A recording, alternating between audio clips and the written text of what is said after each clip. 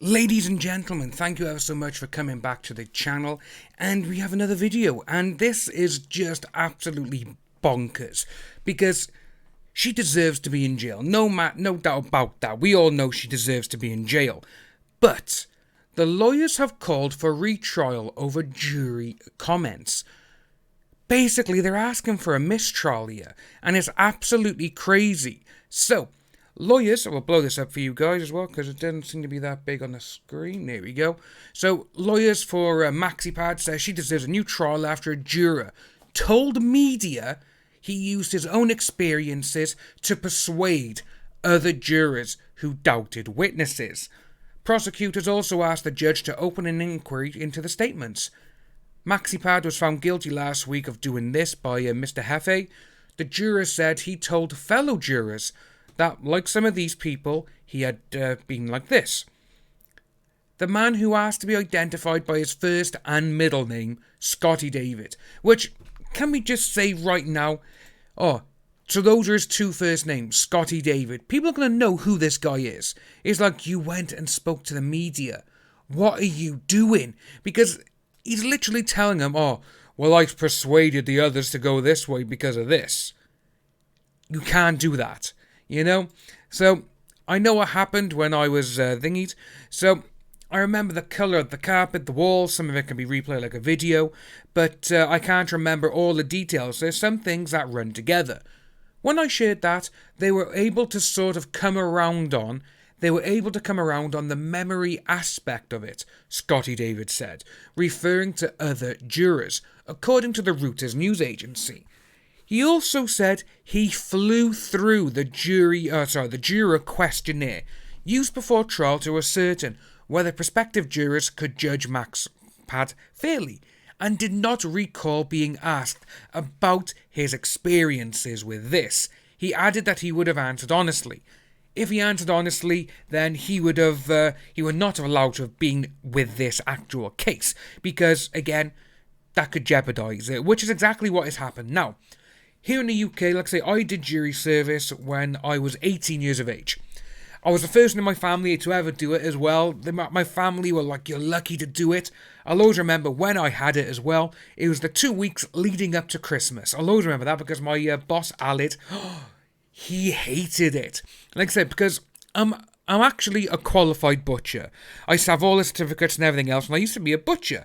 And obviously Christmas time is a very, very demanding time for butchers.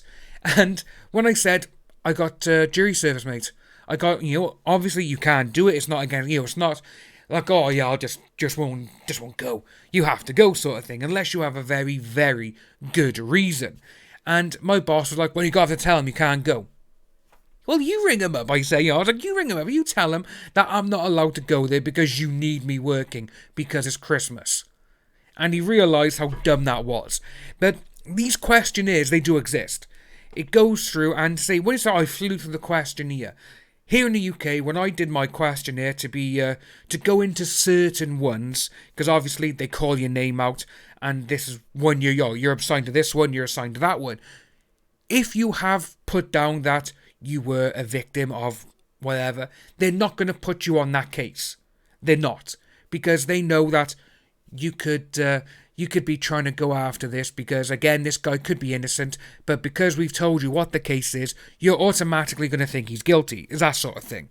And I remember it very clearly that I actually had 3 pages for the questionnaire here in the UK. That was back then. That was actually in 2005. That was.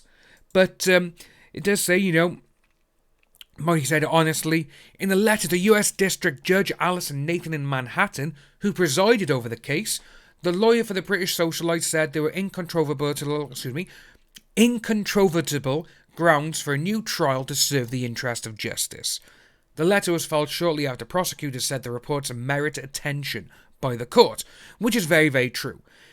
Nima Ramani, a lawyer and legal commentator who co-founded West Coast Trial Lawyers, told the BBC if Scotty David lied on his prospective juror questionnaire and denied being this, that would be both perjury and potential grounds for a mistrial.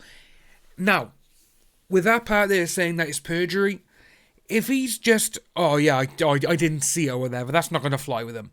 That is perjury. He could go down for quite a while.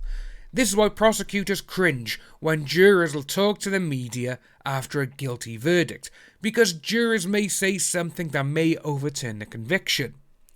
Then obviously, she was convicted on 5 of the 6 counts, and going on, and obviously he's no longer here because he was self-deleted.